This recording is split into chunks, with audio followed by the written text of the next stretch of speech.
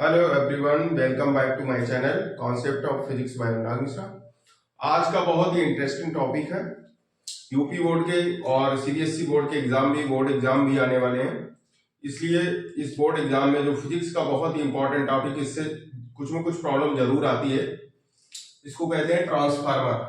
Transformer क्या है, इसका कॉन्सेप्ट आज आपको क्लियर कर देंगे। ठीक है, इलेक्ट्रोमैग्नेटिक इंडक्शन का जो कॉन्सेप्ट है आपको क्लियर होना चाहिए। ट्रांसफार्मर आपको आराम से आ जाएगा, कोई दिक्कत नहीं होगी। इसलिए आप हमारे प्रीवियस वीडियो को जरूर वॉच करें, जिससे आपका कॉन्सेप्ट क्लियर हो। और जो नेक्स्ट हम प्रॉब्लम कराएंगे उसमें आपके लिए बहुत ही इंपॉर्टेंट रहेंगे अगर आपका कॉन्सेप्ट क्लियर रहेगा। ठीक है, तो आते हैं अपने टॉपिक पे। ट्रांसफार्मर होता क्या है, मेन इसका काम क्या है ट्रांसफार्मर का? A device for raising or lowering the EMF of an AC current source। AC current source की जो वोल्टता होती है उसको या तो रेज करता है, या तो इंक्रीज करता है, या फिर उसको डिक्रीज करता है। लोवरिंग, रेजिंग और lowering of EMF। EMF means होता है उसकी वोल्टता।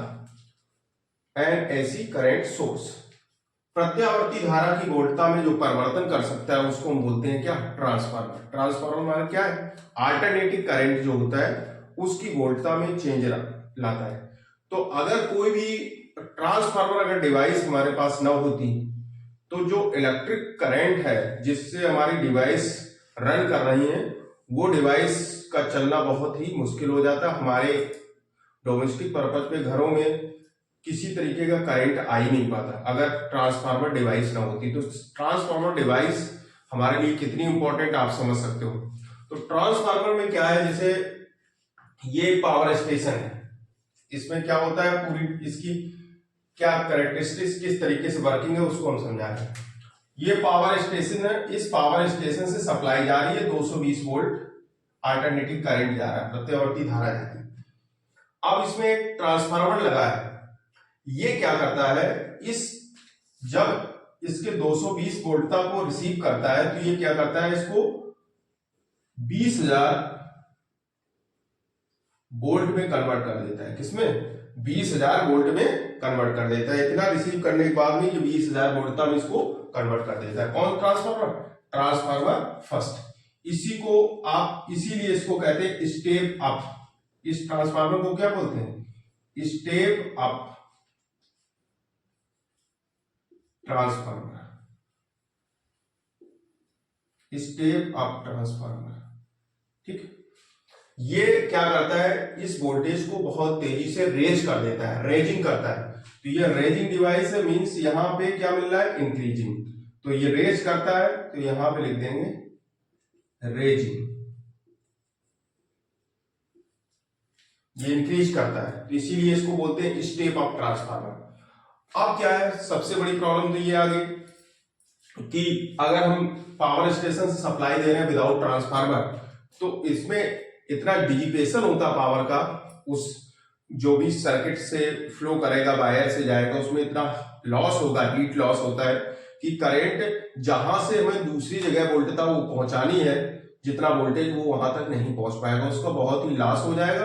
और बहुत ही मिनिमम अगर पहुंचेगा तो बहुत ही मिनिमम। ठीक है, तो यहाँ पे डिजिपेशन जो होता है, पावर डिजिपेट होती है, पावर लॉस होता है, वो बहुत ज्यादा होता है। इसलिए हमें ट्रांसफार्मर की जरूरत पड़ी। ट्रांसफार्मर क्या करता है, वो कम वोल्टता को बढ़ा देता है, और जो बढ़ी हुई वोल्टता होती, जो रेजिंग वोल्टेज होता है, उसको क्या करता है, लोअर कर देता है, लोअरिंग वोल्टेज में कन्वर्ट कर देता है। ठीक है, तो ये क्या कर रहा है, जो फर्स्ट ट्रांसफार्मर है, ये क्या कर रहा है, इसको हम स्टेप अप ट्रांसफार्मर इसीलिए बोले हैं कि ये 220 वोल्ट जो भी वोल्टता है और इसका जो ईएमएफ है 220 वोल्ट का, उसको इसने क्या किया, रेज किया। कितना किया रेज करके? 20,000 वोल्ट में कन्वर्ट कर दिया। 220 को 20,000 वोल्ट में कन्वर्ट कर दिया। अब देखो सेकंड ट्रांसफार्मर लगा हुआ है। सेकंड ट्रांसफार्मर जो होता है हमारे घरों के बाहर आपने देखा होगा लगा हुआ, जो इलेक्ट्रॉनिक जो लाइनें पड़ी हैं, ठीक है, पावर सर्किट के द्वारा जो लाइनें डाली गई हैं, तो आपने अपने घर के बाहर देखा होगा एक ट्रांसफार्मर रखा रहता है। वही ट्रांसफार्मर हमारा ट्रांसफार्मर नंबर 2 है, जो घरों के बाहर अधिकतर आपको दिखाई देता है, गलियों में दिखाई देता है रखा हुआ। तो ये ट्रांसफार्मर क्या करता है, ये 220 वोल्ट 2000 जो 20,000 वोल्ट आया, इसको क्या करता है, ये 220 में कन्वर्ट कर देता है। किसमें? 220 में, क्योंकि 220 वोल्ट पे ही हमारे इलेक्ट्रॉनिक सर्किट जितने भी हैं वो वर्क करते हैं। एसी, कूलर, फ्रिज, ये सभी हमारे 220 वोल्ट पे चलते हैं। ठीक है, तो ये क्या करता है, इस 2000 वोल्ट को रिसीव करके 220 में कन्वर्ट कर देते हैं। इसीलिए इसको हम बोलते हैं स्टेप डाउन ट्रांसफार्मर। क्या कहते हैं? Step down transformer, step down transformer. Step up transformer, step down. तो आपने देखा ट्रांसफार्मर दो तरीके के होते हैं, एक होता है स्टेप अप ट्रांसफार्मर और एक होता है स्टेप डाउन ट्रांसफार्मर। तो ये दूसरा जो है स्टेप डाउन ट्रांसफार्मर है, ये क्या करता है, 2000 वोल्ट को 220 वोल्ट में कन्वर्ट कर देता और हमारे घरों में ये 220 वोल्ट पहुंचा देता है।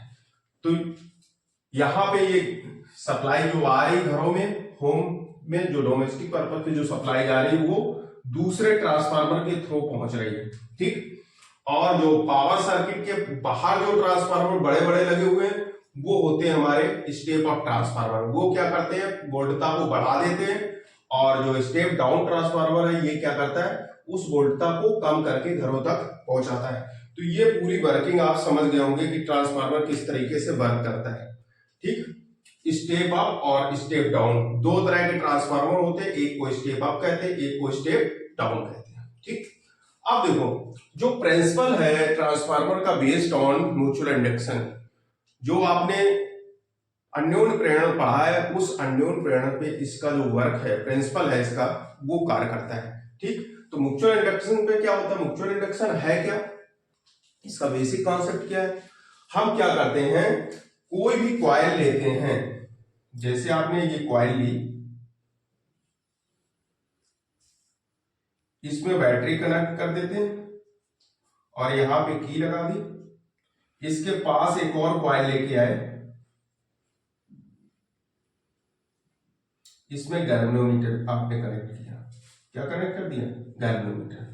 अब आप क्या करते हैं, कॉइल फर्स्ट को सप्लाई दे रहे हैं, ये की को हमने ऑन कर दिया, जो की आपने यहां कनेक्ट की है इसको क्या किया, ऑन किया, मतलब स्विच ऑन जैसे करते हैं।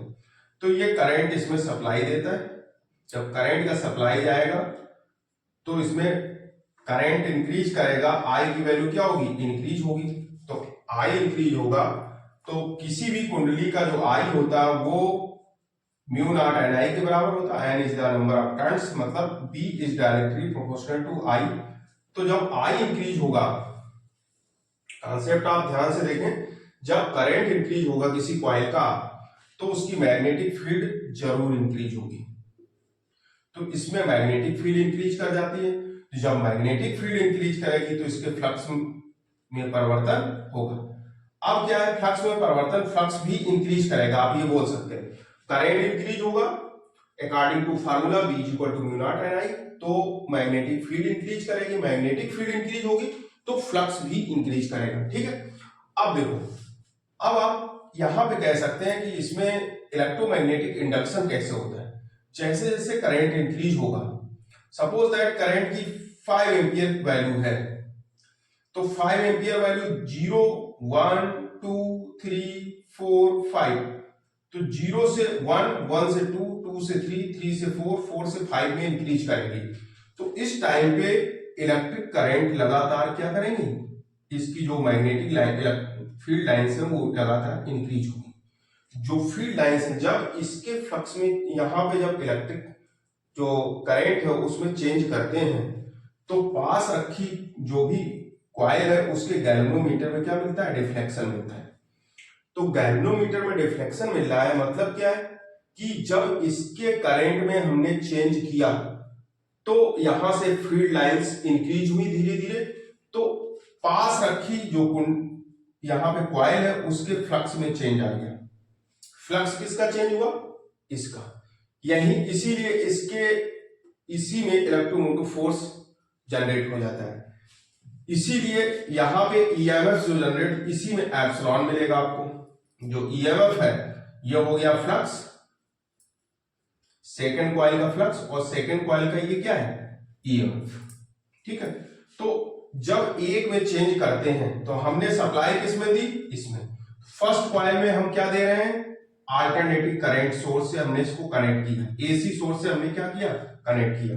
अब एसी सोर्स होता क्या है, सप्लाई कैसे देता है, एक इसकी पीक वैल्यू होती है इस तरीके से, पॉजिटिव साइकिल और नेगेटिव साइकिल, ये एक कंप्लीट साइकिल है। इसमें जो ये टाइम के साथ वेरी करती है, इसके एक कंप्लीट साइकिल में जो टाइम लगता है उसको हम बोलते हैं पीरियोडिक टाइम। क्या कहते हैं, पीरियोडिक टाइम। तो जब ये पॉजिटिव साइकिल और नेगेटिव कंप्लीट साइकिल इसमें इनपुट करती है तो इसके जो इसमें इलेक्ट्रिक फील्ड लाइंस चेंज होती हैं, मतलब जो इसकी मैग्नेटिक फील्ड लाइंस है, चुंबकीय बल रेखाएं हैं, मैग्नेटिक फोर्स लाइन, वो क्या होती हैं, इसमें चेंज होती हैं, जिसके कारण पास रखी कुंडली के फ्लक्स में क्या आता है, चेंज आ जाता है।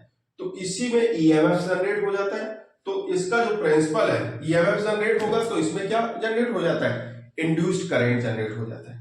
तो इसका जो प्रिंसिपल है ट्रांसफार्मर का, बेस्ड ऑन म्यूचुअल इंडक्टेंस। इसका ऑप्शनल एक क्वेश्चन भी आता है, और आपको जो फिजिक्स का वाइवा होता है, एग्जामिनर लेने आते हैं फिजिक्स के लिए, जब लैब में आपका वाइवा होता है तो उसमें ये क्वेश्चन पूछा जाता है, step up step down transformer, और ट्रांसफार्मर का प्रिंसिपल किस प्रिंसिपल पे काम करता है, वर्क इसका किस प्रिंसिपल पे। तो इसका जो प्रिंसिपल होता है वो म्यूचुअल इंडक्टेंस पे काम करता है, क्योंकि इसमें दो कॉइल, एक में इनपुट जाता है जहां पे आपने इसमें बैटरी कनेक्ट की है, मतलब एसी सोर्स से कनेक्ट किया, और दूसरा क्या करता है, आउटपुट। तो ये पूरी इसकी कैरेक्टरिस्टिक्स आप समझ गए होंगे, इसका स्क्रीनशॉट लेंगे। अभी आपने इलेक्ट्रोमैग्नेटिक इंडक्शन में आपको म्यूचुअल इंडक्शन हमने एक्सप्लेन किया था कि ट्रांसफार्मर में किस तरीके से अन्योन्य प्रेरण होता है, वो आपको मैं समझाया था, क्योंकि जो इसका प्रिंसिपल है ट्रांसफार्मर का, बेस्ड ऑन अन्योन्य प्रेरण गुणांक। तो अन्योन्य प्रेरण पे सिद्धांत पे काम करता है, म्यूचुअल इंडक्टेंस पे काम करता है। तो इसकी प्राइमरी कॉइल और ये है सेकेंडरी कॉइल, ठीक है। और इसमें यहाँ पे एक प्रत्यावर्ती धारा इनपुट है, जिसमें अल्टरनेटिंग करंट सोर्स है, तो अल्टरनेटिंग करंट सोर्स, और इसके नंबर ऑफ टर्न्स इसमें N1 है। ये जो टर्न्स दिए गए इसमें फेरों की संख्या है, ये नंबर ऑफ टर्न्स N1 है, प्राइमरी कॉइल फर्स्ट। और ये है सेकेंडरी कॉइल जिसके थ्रू आउटपुट हम लेते हैं, इसमें नंबर ऑफ टर्न्स इस कॉइल में N2 है, नंबर ऑफ टर्न्स सेकंड का है। और इसमें सॉफ्ट आयरन की चिप है, जो स्लाइस कह सकते हैं इसको। आप कहते हैं कि ये एक आयरन का, इसमें एक ऐसे ही पूरा इसको स्लाइस ना करते करके सीधे सॉफ्ट आयरन का एक टुकड़ा यहाँ पे रख देते और उससे हम ट्रांसफार्मर बना लेते। इसमें स्लाइस क्यों, इसके पार्ट क्यों डिवाइड किए, तो ये स्लाइस इसलिए डिवाइड किए गए क्योंकि इसमें इडे जो होता है, भंवर धाराएं जो उत्पन्न होती हैं किसी सर्किट में, तो इडे को मिनिमाइज करने के लिए, इडे करंट तो होता है लेकिन उसको मिनिमाइज करने के लिए हम लोग क्या करते हैं, इसके स्लाइस को, जो पूरा एक ब्लॉक ना रख के उसको हम स्लाइस के फॉर्म में रखते हैं, मतलब छोटे छोटे उसके पीस में डिवाइड करके और इस तरीके से इसमें फिक्स करते हैं। ये सॉफ्ट आयरन है, ठीक। अब क्या करते हैं, प्राइमरी कॉइल में जब इसका फ्लक्स चेंज आएगा, अब वो फ्लक्स चेंज होगा कैसे, टाइम के साथ में d phi B upon d t, इसमें फ्लक्स चेंज आएगा, ठीक। तो फ्लक्स जब चेंज आएगा टाइम के साथ में, तो यहां भी तो चेंज होगा उसी तरीके से flux, d phi B upon d t.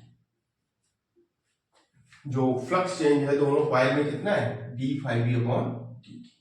Time के साथ जो फ्लक्स चेंज आता है, क्योंकि ये क्या कर रहा है, यहां से इसको लेगा इनपुट ये ट्रांसफार्मर। अब आपको ये क्लियर होना है कि यहाँ पे ये कौन सा ट्रांसफार्मर, उसको हम बता देंगे कि नंबर ऑफ टर्न के हिसाब से आपको हम बता देंगे कि कौन सा ट्रांसफार्मर होगा, ठीक।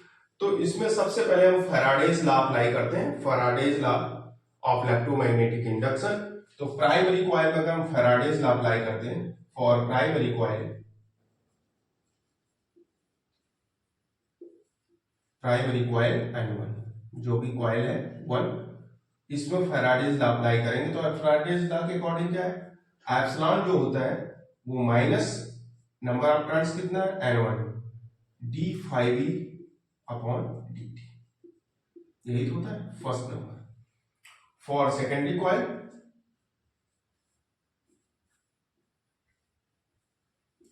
फॉर सेकेंडरी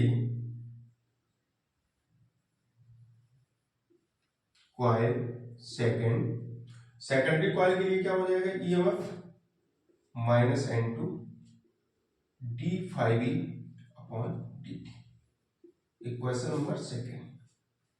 ठीक, इक्वेशन फर्स्ट और सेकेंड को आप डिवाइड कर लेंगे,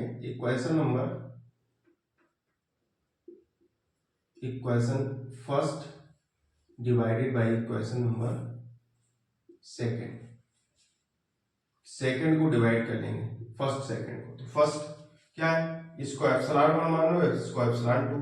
ईएमएफ भी तो चेंज होंगे दोनों के। जब फ्लक्स चेंज हो जाएगा किसी भी कॉइल में तो उसका ईएमएफ चेंज हो जाएगा। ठीक, फर्स्ट कॉइल का ईएमएफ 1 एप्सिलॉन 1 और सेकेंड कॉइल का एप्सिलॉन 2।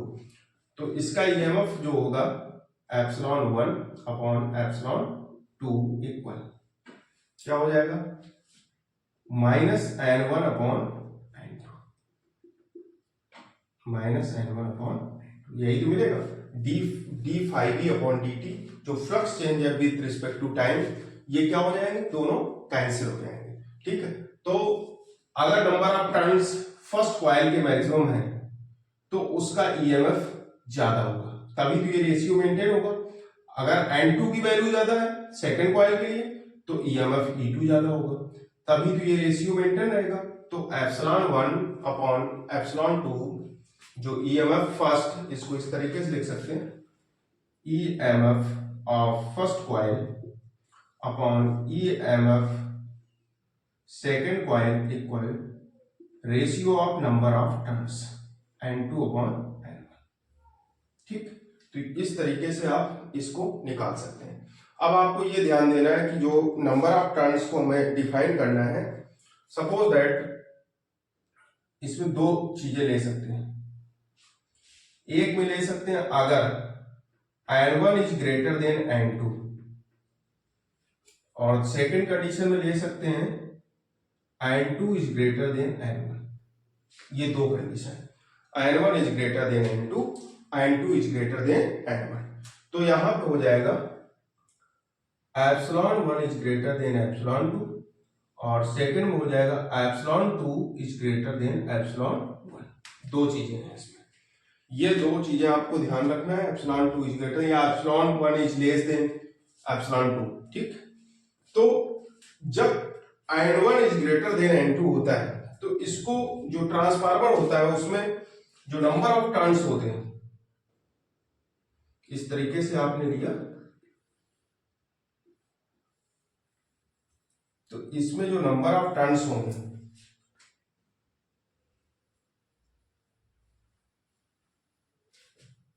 सेकेंडरी कॉइल के कंपैरिजन में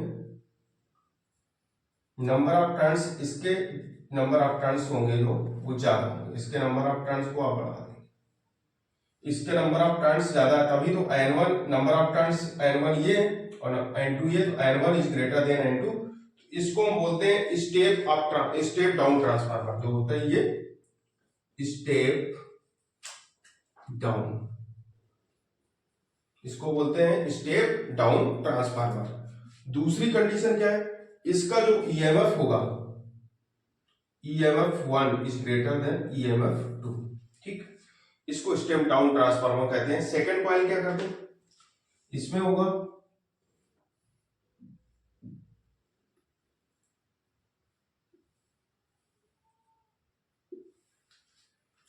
यहां पे आपको निकालना नंबर ऑफ टर्न्स,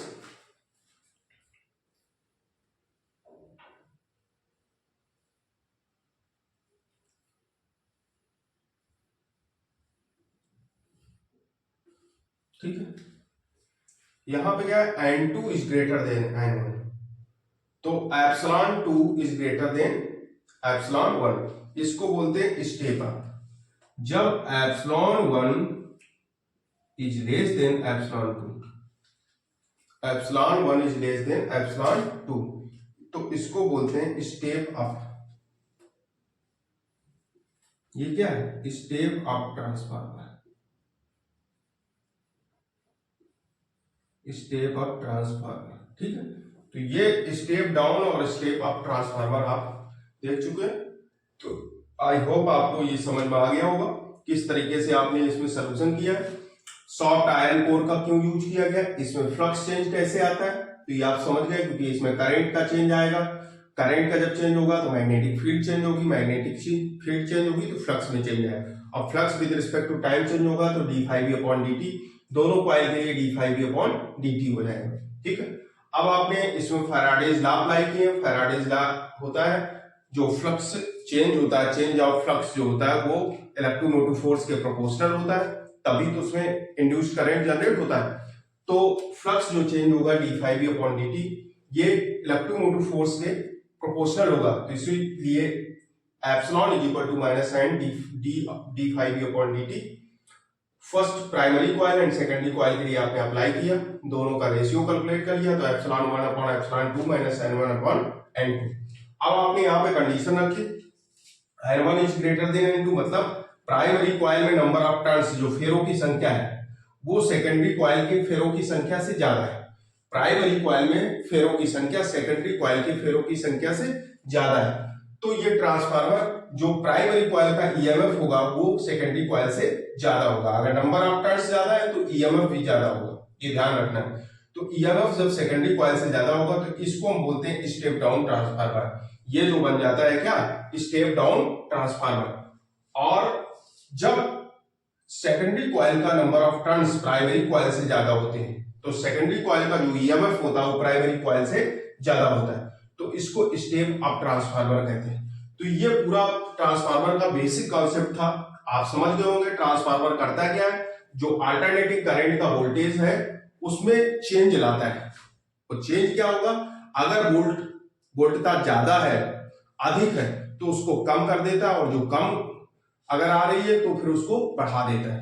तो दोनों ट्रांसफार्मर जो एक ही ट्रांसफार्मर दो वर्किंग होती है, एक स्टेप अप और एक स्टेप डाउन। तो इसका 4-5 सेकंड के लिए इसको देख लो और इसका स्क्रीनशॉट ले लो। ट्रांसफार्मर अभी आपने देखा, ट्रांसफार्मर में उसमें म्यूचुअल इंडक्शन पे किस तरीके से वर्क कर रहा है, उसमें हमने ईएमएफ कैलकुलेट कराया था। ठीक है, और करंट फ्लो होने से फ्लक्स में चेंज और मैग्नेटिक फील्ड में जो चेंज आता है, तो वो सब बेसिक कॉन्सेप्ट आपको बताया। कुछ इंपॉर्टेंट फार्मूले हैं जो न्यूमेरिकल पर्पस के लिए बहुत ही इंपॉर्टेंट है, उसको देख लेते हैं। ट्रांसफार्मर फैराडेज लॉ अगर प्राइमरी कॉइल में अप्लाई करेंगे, जैसे हमने अभी इससे पहले एप्सिलॉन 1 n1 करके हमने एक फार्मूला प्रूफ कराया था, लेकिन आप इस तरीके से भी देख सकते हैं एप्सिलॉन p। अगर ये एप्सिलॉन क्या है, ईएमएफ है, इसको हम बोलते हैं क्या, इलेक्ट्रोमोटिव फोर्स। ये ईएमएफ है, इसको लिखते हैं ep -np d∅v/dt, और ES -ns d∅v/dt। इसको हमने इसलिए लिख लिया है, इससे पहले हम आपको समझा चुके हैं। बस प्राइमरी कॉइल का इंडिकेशन एस, सेकेंडरी कॉइल का एस से, प्राइमरी को पी से, बस वहां हमने एप्सिलॉन 1 एप्सिलॉन 2 करके आपको भी बताया है। ठीक, अच्छा, इनका रेशियो जब कैलकुलेट करेंगे तो ES/ET दोनों ईएमएफ का रेशियो ये NS/NP के क्या होता है, इक्वल होता है, NS/NP के इक्वल हो जाता है। यही जो ES/EP है तो VS/PP, क्योंकि वोल्टेज और ईएमएफ एक ही तो है दोनों, तो यहाँ पे ES/EP VS/VP के इक्वल हो जाता है। लेकिन करंट के साथ ये जो रेशियो होता है वो जस्ट रिवर्स होता है। इसमें क्या होता है, IP/IS। इन सब, इसको केवल ध्यान रखना आपको, किसको, IP/IS को, करंट प्राइमरी कॉइल का अपॉन सेकेंडरी कॉइल, इसको ध्यान रखना है, क्योंकि प्राइमरी कॉइल में ही तो हम सप्लाई दे रहे हैं अल्टरनेटिंग करंट, तो प्राइमरी कॉइल का करंट की वैल्यू मैक्सिमम होगी कंपैरिजन टू सेकेंडरी कॉइल। ये जो रेशियो होता है इसी को बोलते हैं हम ट्रांसफॉर्मेशन रेशियो। क्या कहते हैं, ट्रांसफॉर्मेशन रेशियो। अब आपको स्टेप अप और स्टेप डाउन ट्रांसफार्मर को समझना है कि step up step down transformer में जो ये रेशियो है इनके बीच क्या रिलेशन है। क्योंकि जो स्टेप अप ट्रांसफार्मर है इसमें क्या करता है, ये 220 वोल्टेज को, जब फर्स्ट डायग्राम जो हमने बताया था कि पावर स्टेशन से फर्स्ट ट्रांसफार्मर 220 वोल्ट उसको दिया गया, उसने क्या किया, उसको 20,000 वोल्ट में कन्वर्ट किया, और इसके बाद सेकंड ट्रांसफार्मर को ट्रांसफर किया, उसने क्या किया, उस वोल्टेज को डाउन कर दिया, लोअरिंग कंडीशन लाया, लोअरिंग के बाद में उसको 220 वोल्ट में घरों में सप्लाई दे रहा है, यही तो बताया था। तो स्टेप अप ट्रांसफार्मर जो होता है वो मिनिमम वोल्टेज को मैक्सिमम कर देता है, ठीक। 220 वोल्ट को कितना कर देता है, 20,000 वोल्ट में कन्वर्ट कर देता है। तो ये क्या करता है, वोल्टेज को इंक्रीज करता है, ठीक। लेकिन स्टेप अप ट्रांसफार्मर जो होता है उसमें करंट क्या होता है, डिक्रीज करता है। वोल्टेज इंक्रीज होता है, करंट डिक्रीज होता है। करंट और वोल्टेज के बीच रिवर्स रेशियो है, ठीक है। इसमें जो वोल्टेज की जो वैल्यू होती है, सेकेंडरी कॉइल में जो वोल्टेज होता है वो greater than VP, NS is greater then MP. Secondary coil में नंबर ऑफ टर्न्स और प्राइमरी कॉइल के नंबर ऑफ टर्न्स से ग्रेटर होते हैं। जब वीएस अपॉन वीपी होगा तो एप्सिलॉन एफ ऑलरेडी हो जाएगा, ES upon ES is greater than EP. लेकिन करंट हमारा डिक्रीज करता है in case of step up transformer, इसलिए इसका जो रेशियो होगा वो रिवर्स होगा। देखो सभी VS greater than NS greater than NP, ES greater than EP, but in case of current IS is less than IP. जो सेकेंडरी कॉइल में जो करंट है वो प्राइमरी कॉइल से कम है, क्योंकि प्राइमरी कॉइल में ही तो हम अल्टरनेटिंग करंट दे रहे हैं, सप्लाई तो हम प्राइमरी कॉइल में दे रहे हैं। तो प्राइमरी कॉइल के कंपैरिजन में सेकेंडरी कॉइल में करंट कम है। Resistance in primary coil, primary coil में जो रेजिस्टेंस है वो आरपी है, सेकेंडरी कॉइल में रेजिस्टेंस आरएस है, RS is greater then RP. जब ये वैल्यू सभी की ग्रेटर देन होगी, ये वैल्यू सबकी बड़ी होगी, ठीक। तो यहां पे क्या होगा, क्योंकि आईपी भी ग्रेटर है, तो जब इसके जो दिए गए अंश जो इसके बढ़े हैं सभी के, तो के की वैल्यू क्या आएगी, ग्रेटर देन 1 होगी। के की वैल्यू ग्रेटर देन 1, तो इस के को हम बोलते हैं ट्रांसफार्मर रेशियो, ट्रांसफॉर्मेशन रेशियो। इसलिए ऑप्शनल टाइप क्वेश्चन में पूछा जाता है कि स्टेप अप ट्रांसफार्मर का ट्रांसफॉर्मेशन रेशियो कितना होता है। तो स्टेप अप ट्रांसफार्मर के लिए ट्रांसफॉर्मेशन रेशियो जो होता है वो ग्रेटर देन 1 होता है, 1 से बड़ा होता है। उसका कारण आप समझ गए, क्योंकि इसमें ये दो चीजें आप ध्यान रखें, वोल्टेज इंक्रीज करता है, करंट डिक्रीज करता है स्टेप अप ट्रांसफार्मर में, ठीक है। और नंबर ऑफ टर्न्स याद रखें, जो स्टेप अप ट्रांसफार्मर है कॉइल में नंबर ऑफ टर्न्स जो प्राइमरी कॉइल में है, इसमें नंबर ऑफ टर्न्स एनपी है और इसमें एनएस है, ठीक है। तो सेकेंडरी कॉइल के जो नंबर ऑफ टर्न्स है वो प्राइमरी कॉइल से ज्यादा है, इसके नंबर ऑफ टर्न्स इससे ज्यादा है, तो ये अंतर होता है दोनों में। तो ये बात आप समझ गए। अब आते हैं स्टेप डाउन ट्रांसफार्मर, जस्ट इसका रिवर्स हो जाएगा। इसमें वोल्टेज इंक्रीज करता है, इसमें वोल्टेज क्या करता है, डिक्रीज करता है। जब 20,000 वोल्टेज सेकंड ट्रांसफार्मर जाएगा, जो हमारी गलियों में लगा हुआ है, घर के बाहर जो गली होती है वहां पे ट्रांसफार्मर लगा रहता है, तो ये क्या करता है, स्टेप डाउन करता है। जो उसको अधिकतम वोल्टेज जो मिलता है उसको क्या करता है, निम्नतम वोल्टेज में कन्वर्ट कर देता है। वो निम्नतम वोल्टेज है कितना, 220 वोल्ट, जो घरों में सप्लाई में जाता है, जहां पे जो इलेक्ट्रॉनिक इंस्ट्रूमेंट जिसपे वर्क करते हैं 220 वोल्ट पे, तो 220 वोल्ट ये देता है, ठीक है। अब इसमें क्या करता है, ये इसमें जो वोल्टेज होता है वो डिक्रीज करता है और करंट इसका इंक्रीज करता है। यहां पे क्या था, करंट डिक्रीज करता था स्टेप अप में, स्टेप डाउन में क्या करता है, करंट इंक्रीज करता है। इसलिए सभी रेशियो जो होंगे वो रिवर्स हो जाएंगे। देखो Vs is greater then Vp है, यहां पे क्या होगा, Vs is less then Vp, इसमें ग्रेटर है यहां पे less, Ns is less then Np। जो प्राइमरी कॉइल में नंबर ऑफ टर्न्स हैं, इसके जो नंबर ऑफ टर्न्स हैं वो Np है। सेकेंडरी कॉइल के नंबर ऑफ टर्न्स देखो 1 2 3, ये नंबर ऑफ टर्न्स हैं, ये Ns है, तो always Np is greater than Ns in case of step down. Primary coil के number of turns secondary coil से ज्यादा होते हैं। इसमें जो ईएमएफ होता है, इलेक्ट्रोमोटिव फोर्स जो जनरेट होता है, फ्लक्स चेंज होने से ईएमएफ जनरेट होता है अकॉर्डिंग टू फैराडेज लॉ। तो ईएमएफ जो जनरेट होता है तो प्राइमरी कॉइल का जो ईएमएफ होगा सेकेंडरी कॉइल से ज्यादा होता है। But current in case of primary secondary coil is greater than primary coil, just reverse रहता है। करंट क्या होता है, IS is greater than IP, और जो रेजिस्टेंस होता है वो भी बिल्कुल सेम इसी तरीके से, RS is less then RP, ठीक। तो पी प्राइमरी कॉइल से क्या क्या चीजें कम होती हैं, एक तो वोल्टेज हो गया, और नंबर ऑफ टर्न्स, ईएमएफ और रेजिस्टेंस। बट ज्यादा क्या होता है, केवल एक ही चीज होती है, वो होता है current. IS is greater than IP, ठीक है। इसलिए इस करंट के कारण, क्योंकि आईएस की वैल्यू ज्यादा है, ये वैल्यू ज्यादा है, जब ये वैल्यू ज्यादा होगी तो एक से कम वैल्यू आएगी इसकी, और तो सब रेशियो क्या होंगे, यहां पे बीपी से ये सभी कम है तो ये सभी कम होते जाएंगे, इसलिए के की वैल्यू क्या होगी, लेस देन 1। जो ट्रांसफॉर्मेशन रेशियो है in case of step down transformation, उसकी वैल्यू कम होती है, ठीक है। तो ये इसको बहुत आपको याद रखना है। कभी कभी डिफरेंस पूछता है, बोर्ड एग्जाम आपके आने जा वाले हैं, उसको शॉर्टकट में आप इस तरीके से एक डायग्राम बना सकते हैं और इसको शॉर्टकट में आप लिख सकते हैं, जिससे आपको एक नजर आप डालेंगे वीडियो पे और आपको क्लियर हो जाएगा। एक ही नजर में आप वीडियो पे एक बार देखेंगे, आपको step up step down transformer में कोई दिक्कत नहीं होगी। और ट्रांसफॉर्मेशन रेशियो आप सब याद रखें दोनों के, जो स्टेप अप ट्रांसफॉर्मेशन होता है ट्रांसफार्मर है उसमें k is greater then 1, step down transformer उसमें k इज लेस देन 1। तो ट्रांसफॉर्मेशन रेशियो की वैल्यू, k की वैल्यू ऑप्शन में पूछी जाती है, तो एक ही नजर में आपको पूरा ये क्लियर हो जाएगा। इसका स्क्रीनशॉट लो। अब आपको बता रहे हैं कि ट्रांसफार्मर की इफिशियंसी कैलकुलेट कैसे करते हैं। जिस न्यूमेरिकल में इफिशियंसी कैलकुलेट करने के लिए आती है, इफिशियंसी क्या है? Efficiency is the ratio of power output upon power input. तो जो रेशियो आउटपुट पावर और इनपुट पावर का, उसको हम बोलते हैं transformer efficiency of transformer.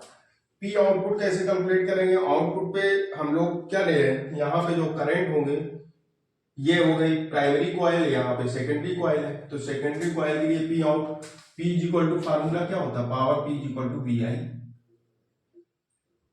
Voltage into current का जो मल्टीप्लीकेशन होता है उसी को हम क्या कहते हैं, पावर। तो यहाँ पे आउटपुट पे ये है प्राइमरी कॉइल, तो यहाँ पे जो वोल्टेज होगा वो बीएस बीपी होगा और फ्लो ऑफ करंट आईपी, और ये है सेकेंडरी कॉइल, यहाँ पे वोल्टेज होगा बीएस और ये आईएस। तो यहाँ पे आउटपुट जो पावर यहाँ कैलकुलेट करेंगे तो बीएस आईएस मतलब वोल्टेज इन सेकेंडरी कॉइल और current flow in secondary coil, दोनों को प्रोडक्ट, क्योंकि V P is equal to V I होता ना, और इनपुट पे कितना है बीपी और इंटू आईपी इंटू 100। ये जब रेशियो कैलकुलेट करते हैं, applied voltage and flow of current both product upon V BP IP का मल्टीप्लाई 100 से करते हैं, 100 से कर लेंगे, तो इसमें जो हम इफिशियंसी इसकी कैलकुलेट कर सकते हैं। तो इफिशियंसी जब इसकी आ जाएगी, उससे हमें पता चलेगा कि आउटपुट पावर जो इनपुट दिया है आपने, उस पे आउटपुट पे कितना मिला, दोनों का जो रेशियो मिलेगा उससे पता चलेगा इसमें लॉसेस कितना हो रहा है, ठीक है। तो हीट लॉस मिनिमम होगा, वही ट्रांसफार्मर हमारा अच्छा है। तो जो आइडियल ट्रांसफार्मर होता है उसमें जो हीट लॉस होता है वो बहुत मतलब जीरो मान के चलते हैं, इसीलिए इसको आइडियल बोलते हैं। तो आइडियल ट्रांसफार्मर के लिए P output equal to P in, input जितना देंगे उतना ही आउटपुट आपको मिलेगा। P out equal to P in, power जितना आउटपुट पे मिलेगा उतना ही इनपुट पे, इसीलिए इसको आइडियल बोलते हैं। इसकी जो इफिशियंसी होती है वो 100% होती है। कितनी होती है? 100%। बट इन प्रैक्टिकल ट्रांसफार्मर, जो प्रैक्टिकल ट्रांसफार्मर जिसका हमारे इलेक्ट्रॉनिक सर्किट में यूज हो रहा है, आइडियल तो नहीं है यहाँ पे, वो सभी प्रैक्टिकल ट्रांसफार्मर है। तो प्रैक्टिकल जो ट्रांसफार्मर होते हैं उसके लिए पी इन जो इनपुट होता है पावर का, वो पी आउटपुट के तो बराबर होता है, पर कुछ इसमें लॉसेस हो जाते हैं।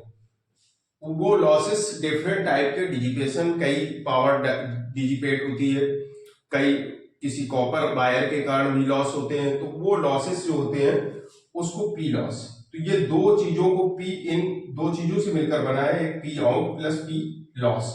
तो जो लॉसेस होते हैं सर्किट में, वो जो हीट के में कन्वर्ट हो जा रहे हैं, सप्लाई जो करंट हम फ्लो कर रहे हैं, वोल्टेज कन्वर्टेड टू हीट, तो हीट फ्लो होने लगता है, उसके कारण जो लॉसेस मिलते हैं वो दोनों का जो, जब ये दोनों को ऐड करेंगे तब पावर इनपुट के बराबर हो जाए, मतलब इतना लॉस हो जाता है। इसलिए जो प्रैक्टिकल ट्रांसफार्मर है उसमें जो 70% टू 90% के बीच में इफिशियंसी इसकी मिलती है। 70 टू 90 मतलब 75 भी हो सकता है, 80 भी हो सकता है। तो 70 मैक्सिमम वैल्यू है 90 और मिनिमम वैल्यू है 70। अगर हमारा ट्रांसफार्मर सही वर्किंग कंडीशन में है तो उसमें हीट लॉस कम होता है, तो वो लगभग इस रेशियो में रहता है। तो ये ऑप्शन में भी क्वेश्चन पूछा जाता है कि जो प्रैक्टिकल ट्रांसफार्मर है उसका जो एफिशिएंसी है उसका वेरिएशन कितना है, variation of efficiency of practical transformer. तो प्रैक्टिकल ट्रांसफार्मर की एफिशिएंसी का जो वेरिएशन है वो 70 से 90% है और जो आइडियल ट्रांसफार्मर है उसमें 100% है। ठीक, तो ये आपको ध्यान रखना है, 70 टू 90 इन प्रैक्टिकल ट्रांसफार्मर और 100% आइडियल ट्रांसफार्मर। और P आउट अपॉन P इन का जो रेशियो होता है, P out output power upon P input power, इनका जो रेशियो होता है वो एफिशिएंसी कैलकुलेट करता है। Efficiency is the ratio of P output upon P in. P is equal to VI है, इसलिए आउटपुट पे VSIS अपॉन VPIP इंटू 100। तो इसका स्क्रीनशॉट ले लें। अभी आपको एफिशिएंसी कैलकुलेट कराई थी, एफिशिएंसी कैसे फाइंड आउट करेंगे किसी ट्रांसफार्मर के लिए। एक प्रॉब्लम डिस्कस करना है आपके साथ में। एक ट्रांसफार्मर है, ये transformer used for light 100 watt 110 volt lamp from 220 mains. Supply जो जा रही है कितनी जा रही है, input voltage 220 volt. If the main current is 0.5 ampere the efficiency of the transformer की एफिशिएंसी आपको कैलकुलेट करना है। तो हम जानते हैं efficiency of a transformer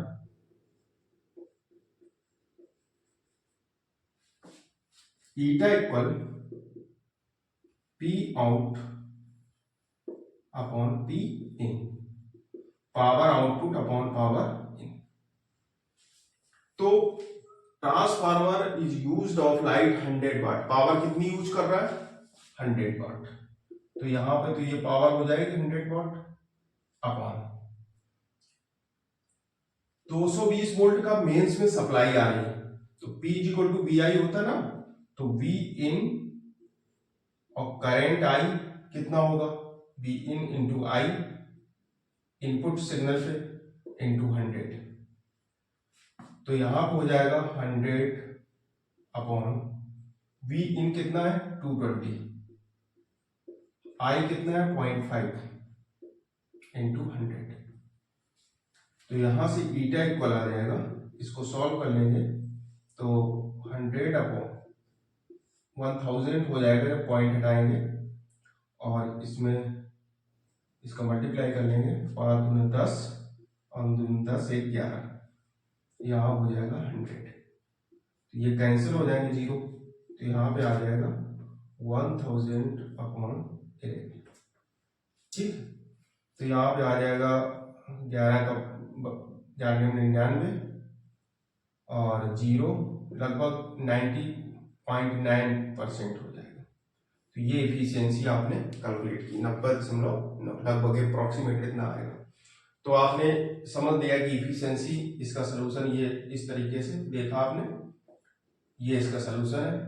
transformer जो यूज कर रहा है, जो लाइट कोई भी डिवाइस है, वो लैंप हमारा यूज कर रहा है, ये पावर कितनी यूज कर रहा है 100 वाट और 220 मेंस से सप्लाई आ रही, तो इनपुट वोल्टेज कितना हो गया 220 और मेंस का जो करंट है वो कितना है 0.5 एम्पियर।